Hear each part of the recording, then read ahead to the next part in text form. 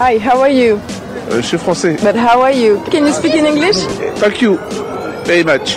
No, I recoup the ball and Memphis give me a good pass. After I shoot and I score. FC Expat, l'actualité football des Français à l'étranger avec Caroline Ettori et Jérémy Michel. Bonjour les amis, très heureux de vous retrouver pour ce nouvel FC Expat. Je suis en compagnie de la plus ensoleillée de nos journalistes, la capitaine du FC Expat, Caroline Ettori. Comment ça va aujourd'hui? Bonjour Jérémy, je suis ravie de vous retrouver, ça va très bien, merci. Alors Caroline, quel joueur accueille-t-on dans l'effectif du FC Expat? Alors aujourd'hui, c'est la péninsule ibérique qui nous appelle, direction le nord de l'Espagne, plus précisément la ville de Miranda de Ebro, où nous attend Mathis Lachuer, milieu de terrain du club Deportivo Mirandes. Bonjour Mathis, et merci d'avoir accepté notre invitation. Bonjour à vous, c'est avec plaisir que j'accepte cette invitation. Merci à vous. Alors, formé par le Stade Rennais, c'est à Amiens, votre ville natale, que vous signez votre premier contrat professionnel. Après 3 saisons passées avec le club Picard, vous décidez de rejoindre les rangs de Mirandes, en 2e division espagnole. Âgé aujourd'hui de 24 ans, vous jouez actuellement votre 2e saison avec ce club. Mathis, quel est votre objectif pour cette année? Déjà, l'objectif, il est simple, c'est de se maintenir. Maintenant, je pense que on peut dire que c'est fait. Puis après, voir un peu match par match. Mais voilà, l'objectif premier était de se maintenir. Et si on faisait un petit retour en arrière, que retenez-vous de votre période d'adaptation avec cette équipe, avec le jeu espagnol aussi? Franchement, au début, déjà, c'était compliqué parce que, de par la langue. Parce que voilà, je suis français, il parle espagnol. Comme vous savez, ici, il parle très vite. Donc au début, c'est compliqué de se comprendre, d'avoir les langages. Mais au bout de 3 mois, je vais dire, ouais, 3, 4 mois, on commence à avoir des bases. Je dis pas qu'on parle parfaitement, mais voilà, on commence à avoir des bases. Au plan tactique, je trouve que ça change beaucoup par rapport en France, où tactiquement, franchement, ouais, j'ai vraiment pris des leçons tactiques. Parce que le coach, c'est un très grand entraîneur sur le plan tactique et il m'a appris énormément de choses comparé en France où c'est un peu plus studieux, même si voilà, il y a beaucoup de qualité aussi en France, mais je trouve que en Espagne, c'est beaucoup plus sur les détails qui font les choses. Alors moi, Mathis, ce qui m'intéresse, vous venez de le dire, c'est vos premiers jours en fait à Miranda de Ebro lorsque vous êtes arrivé. Donc, vous ne parliez pas espagnol. Quel souvenir vous gardez de ces premières heures dans cette nouvelle ville? C'était en immersion totale ou vous êtes venu accompagner? Je suis venu avec mon oncle et il y avait mon agent. Moi, j'étais déjà venu auparavant en Espagne, plutôt à Barcelone et aussi à Malaga, mais j'étais jamais venu à Miranda de Ebro. Donc, la première chose, quand j'arrive, déjà, c'est la langue qui me choque. Quand je vois les gens, comment ils parlent vite, tout ça, c'est compliqué.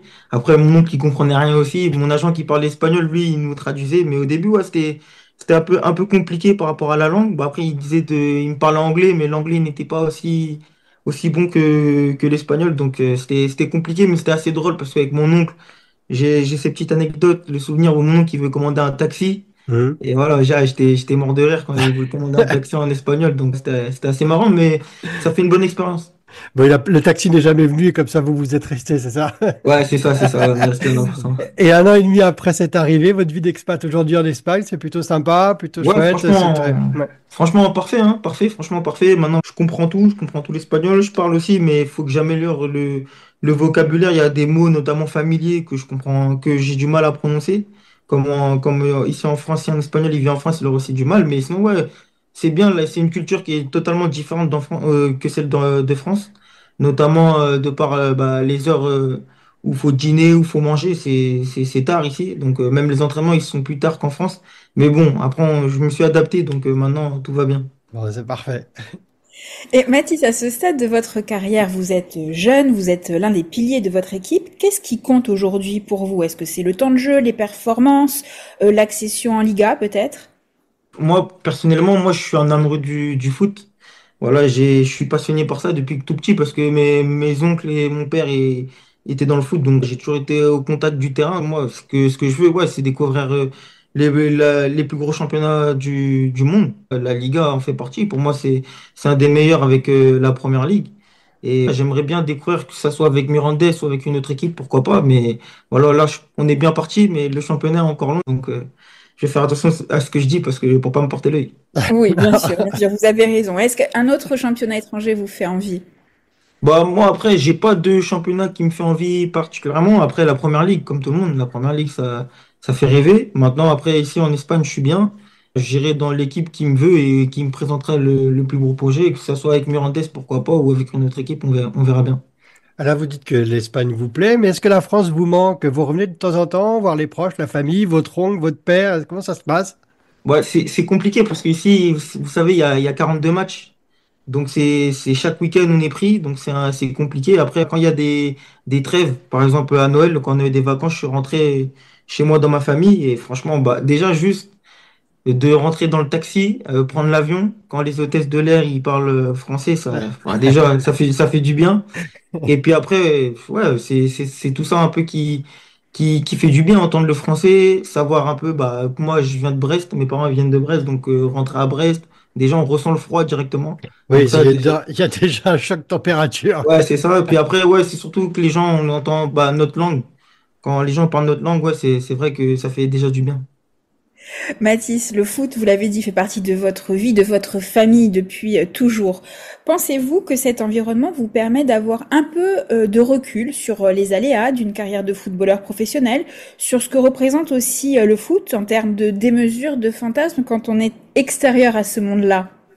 Bah, déjà, moi je dirais que bah, c'est clair qu'il nous apporte un plus, parce que voilà, mon père, bah, surtout mon père, il voit tous mes matchs, donc on fait un débrief de tous mes matchs. Des fois, c'est chiant. Des fois, ma mère me dit, ouais, laisse-le tranquille, laisse-le profiter de sa vie, et tout ça. Mais bon, après, je pense qu'il est comme un père. Lui, il veut le meilleur pour son fils.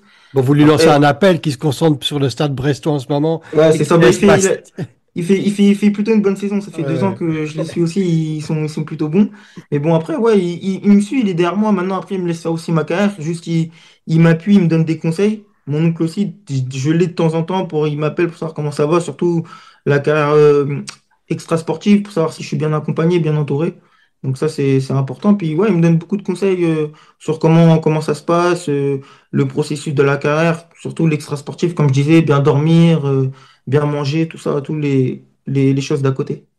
Là, c'est des conseils que vous recevez, mais vous, de votre côté, Mathis, est-ce que vous conseillerez à vos anciens coéquipiers d'Amiens, par exemple, de venir jouer à Mirandes ou en Liga 2 espagnole?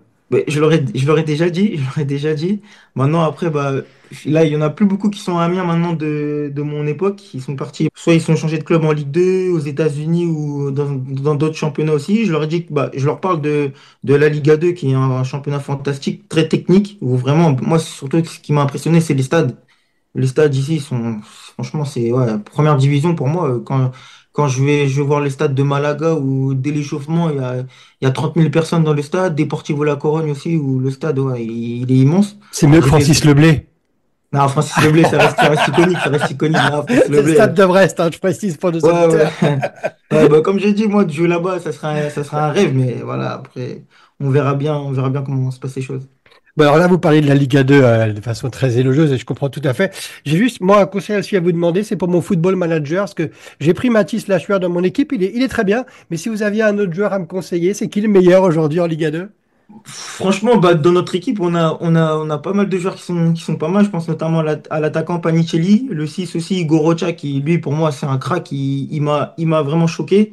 Après, on a beaucoup d'autres joueurs comme Rena, je pense, qui sont vraiment des très bons joueurs de football. Je connaissais pas avant, mais je les ai connus et franchement, hein, des bons joueurs. Après, je peux vous conseiller d'autres joueurs, Owen Jean, le milieu de terrain, pareil, Iron Gomis, Matteo Antip, tous ces joueurs-là, Bon, qui j'ai fait sont, ma qui liste, sont là, un bon potentiel. j'ai fait ma liste, hein, c'est bon pour mon football manager là, de ce soir, je suis parfait là. Mais on arrive malheureusement à la fin du temps réglementaire et j'ai une question dans les arrêts de jeu toujours un peu décalée. On a bien compris que votre rêve pouvait être de jouer pour le stade brestois, mais en dehors du foot, là on n'est que tous les deux, c'est quoi le rêve le plus fou de Mathis Lachueur? Le rêve le plus fou, franchement, en dehors du foot, bah, c'est comme ça, là, en tête, j'en ai pas, mais voilà, de passer un bon moment en famille en Martinique, comme je suis originaire de la Martinique, ramener tout le monde en Martinique et voilà, faire du tennis, parce qu'on aime bien le tennis ou du basket, ça serait le rêve le plus fou. Alors, très très bien, puis alors, d'en ramener tout le monde, Caroline et moi, on peut venir? Ouais, ouais, Ah pas, ben, pas de problème, pas de problème. Vous pouvez venir aussi. bon, j'adore ce joueur et j'adore l'homme, ça y est, c'est fait. Bon, bravo en tout cas, merci Mathis, vous rejoignez l'équipe du FC Expat. Mais il faudra bien surveiller Caroline, c'est elle la capitaine, hein, celle qui... Ok, ça marche, ça Ouais. marche. Merci. Bon, en tout cas, on va continuer à vous suivre sur les terrains espagnols. On vous souhaite le meilleur et on se retrouve très prochainement, toujours sur lesfrançais.press. C'était lesfrançais.press.